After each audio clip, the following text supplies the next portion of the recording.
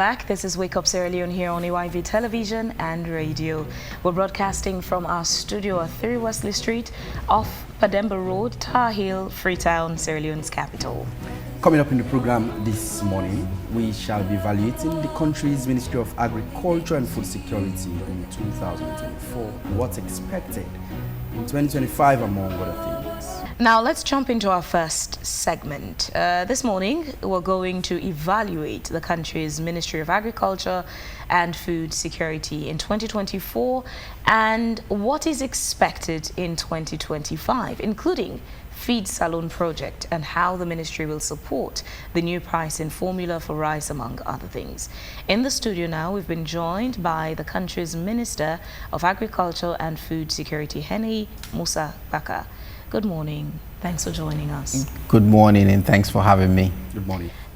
Let's start with 2024, reviewing 2024 before we head to the plans for 2025. In summary, scoring and assessing the progress that your ministry made, underlining that with the target you had set for the ministry, how would you assess the impact and the work and accomplishments? Thank you. It's a big question. Let me try to break it down. To begin with, I'm very impressed with where we stopped last year. We hit some very big milestones, and some others that we didn't hit. I think 2024 was a big year because really it was the first year of full planting cycle for the Feed Salone program.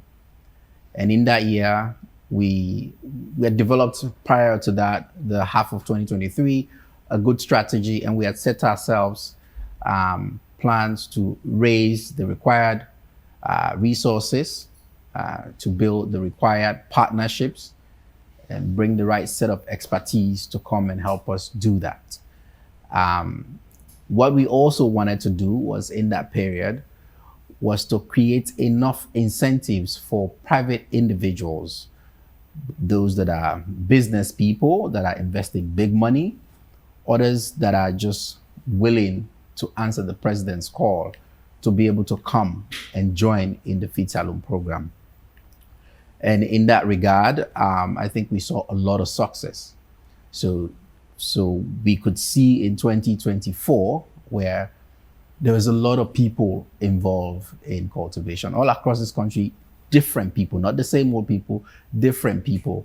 In fact, that led to some of the challenges that we had down the road when it came to rice cultivation. A lot of people invested a lot. And then when it came to harvesting, we had issues with harvesters, for example, because people just went into it.